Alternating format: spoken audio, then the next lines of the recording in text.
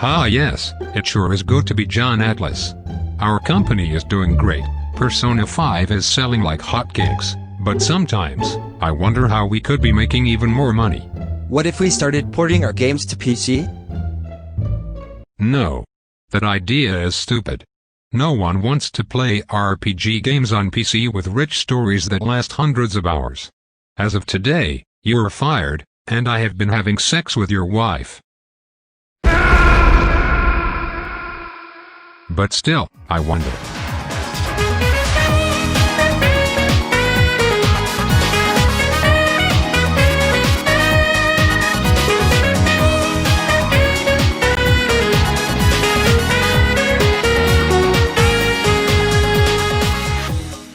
After Persona 4 had released on Steam to an overwhelming success, I decided to play through the game again for the first time in many years. I've become a big fan of the Mega 10 series over time, and Persona is how I was first introduced to the franchise.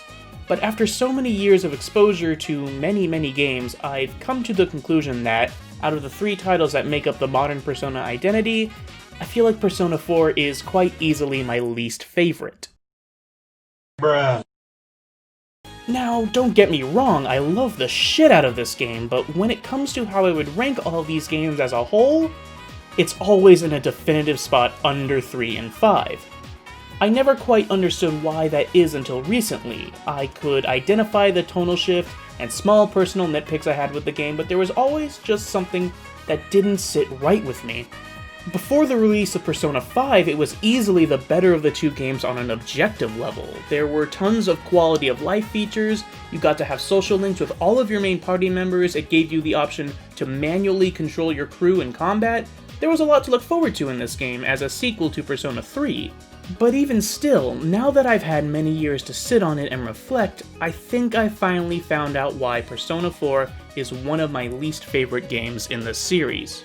A quick history lesson for those who aren't familiar. Persona as it exists today is a hybrid life sim visual novel / dungeon crawling turn-based RPG. The premise revolves around your main character having recently moved to a new location and spending roughly a year there. You go to high school, make new friends, get a job, and deal with the paranormal fallout of whatever deity decides to have an ego trip that year. You know, the usual JRPG bullshit.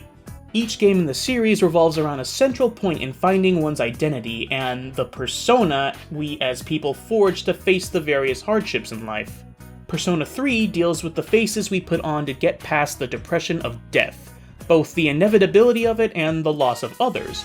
Persona 5 is about the masks one puts on to deal with the struggles of society, whether it's the expectations put on us or our social status, subordination to our bosses, teachers, elders, etc., and the rebellious act of breaking free from those chains that bind us. Persona 4, on the other hand, takes a bit of a different approach, even compared to those other games that Atlus wants to pretend doesn't exist. Persona 4 takes place in the fictional rural town of Inaba, where early on a series of mysterious murders take place. Through the happenstance of the friends you meet, this task is thrust upon you and your pals to solve this great mystery and deal with the repercussions of it over the course of the year. This game takes the scale far away from the previous titles, and if there's anything great I can say about this game's story, it's that I freaking love Inaba. It 100% nails the small town country lifestyle. It's a beautiful, comfy village where everyone knows each other by first name.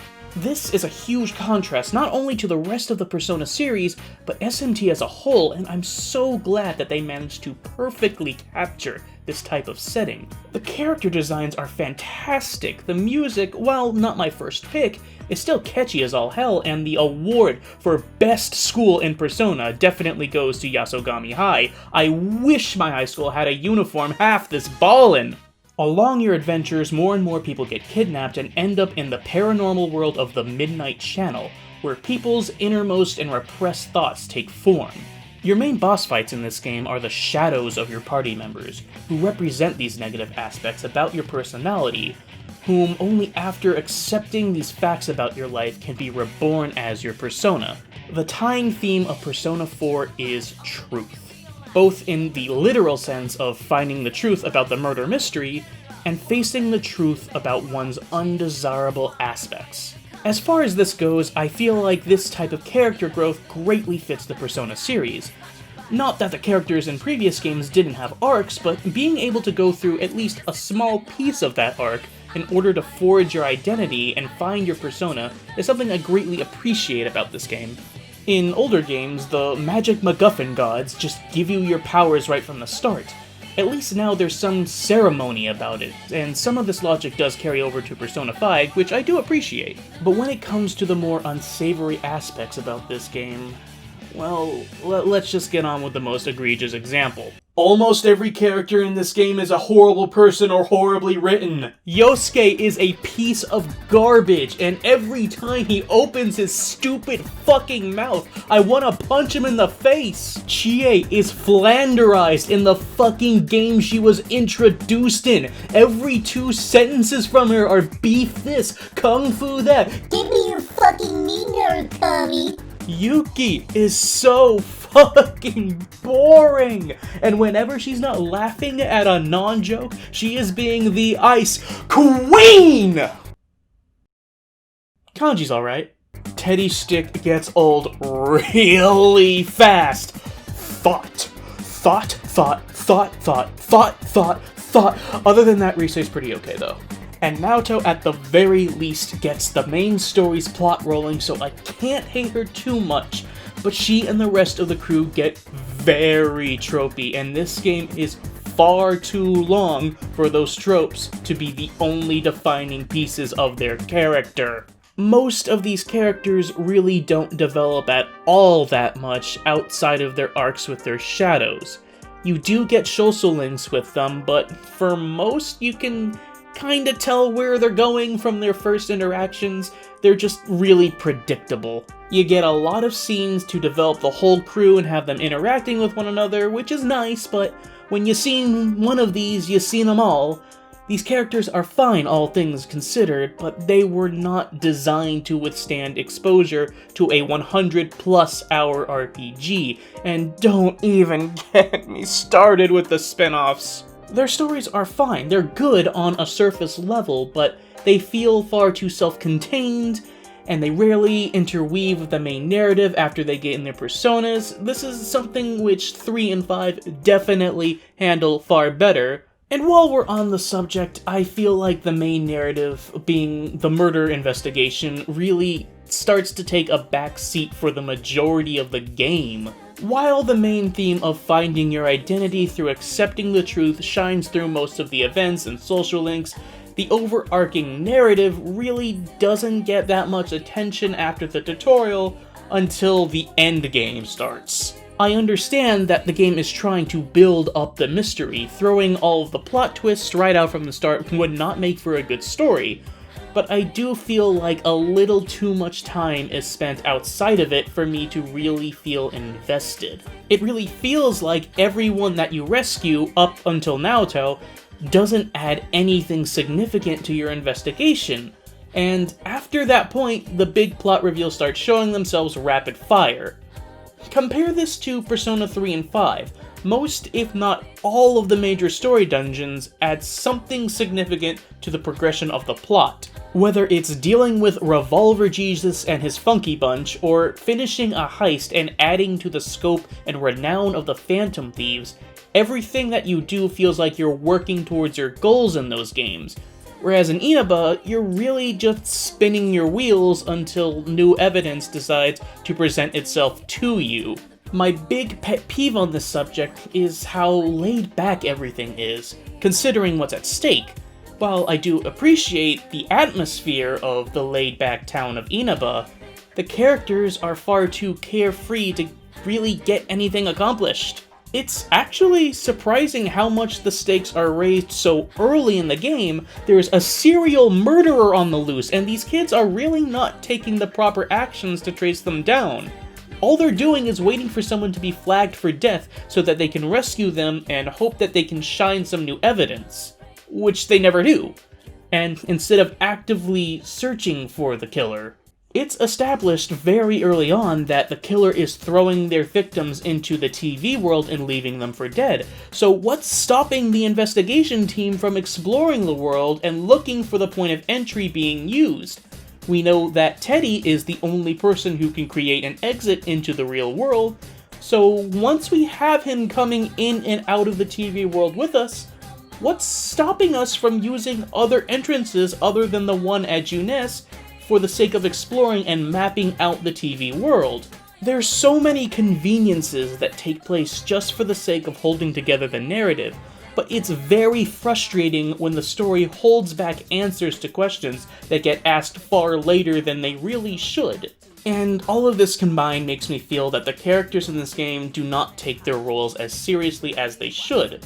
I'm not joking when I say that Naoto really does get the ball rolling on the story, since she actually does ask these proper questions and takes the proper precautions when she knows that she could and does get targeted, despite not being the first person in that position by a long shot. I'm not saying that I expect a perfectly crafted narrative. Other games in the series have their share of plot holes, but when you revolve your story around a central plot twist, once you know that twist and experience the story again, anything that really could have resolved this conflict in a more expedient manner really stands out. And there is one more touchy subject that I would like to briefly touch upon. I am, of course, talking about the depictions of Kanji and Naoto and their respective story arcs. This is going to be a segment that involves... So if you do not want to hear the opinion of a... on the... in a... and I do not blame you if you don't want to hear this, there's a timestamp right here to my conclusive thoughts, feel free to skip. I would like to preface this by stating I am by no means an expert on the subject, but I would like to politely ask you to keep things civil and constructive if you wish to comment about the subject or my opinions on it. The short and nasty of these characters' arcs is that the subject of sexual and gender identity is raised in the conflict between their shadows. The results of both conflicts is that the characters have confused the acceptance of their peers, or in Naruto's case, her status in her job, with said identities. The lesson that is learned by both of these characters is that these two things are in fact not mutually exclusive, and that they do not need to conform to the identity that society makes for them in order to feel accepted. This is a good moral, and is in fact a very good story to be teaching young teenagers, especially in today's social climate. The issue that exists, however, is in the overall depiction of LGBTQ+ individuals, not only in this game, but in the series as a whole. The resulting stories of these characters puts them both in a heteronormative identity. Kanji concludes that he is not gay, he just wants friends who do not make fun of his hobbies, and Naoto concludes that she is not trans, but wishes to be respected as much as the men that are in her field, and that is not an inherently wrong thing to do. The results of these characters' stories are believable and satisfying, but it is noticeable that there is no story in the entire series depicting anyone who resolves their struggles with identity by accepting an LGBTQ+ lifestyle in order to balance it out. The whole thing, amplified by the amount of time that has passed since this game's release, feels very tone-deaf. The nasty truth of the matter is that this Japanese game made in 2008 has actually many homophobic depictions of its characters, ignoring the previously mentioned story arcs, and that is, in my opinion, enough to fault the game over. I'm aware that many other games made by this company, not only in the Persona series, have these issues, but they are far more pronounced in this game in particular due to two of its main characters having stories that focused on the subject matter. I am also aware that the company has taken small steps away from these depictions in more recent titles. However, the steps that are being made at the time of this video show them preferring to shy away from the subject matter altogether, rather than aiming towards being more progressive, and that is where I will end this subject and awkwardly inch towards my final thoughts.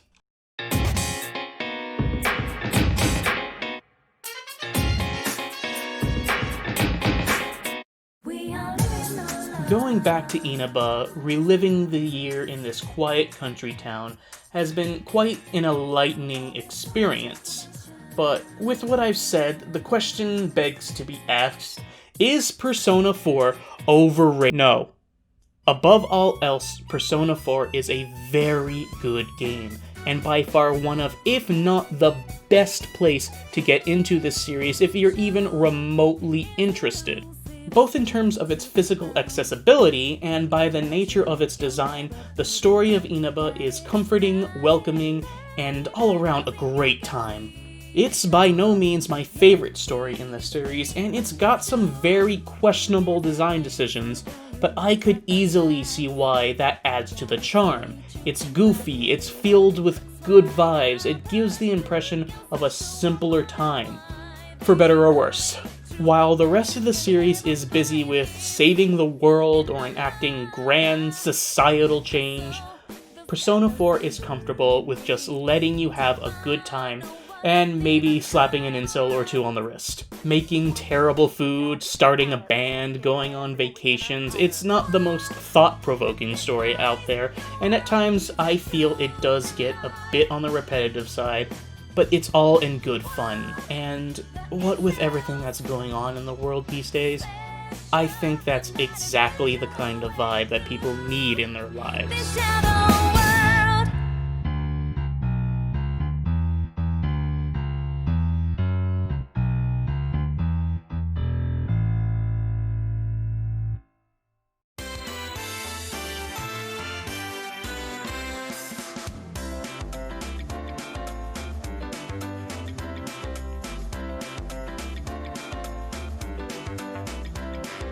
Oh.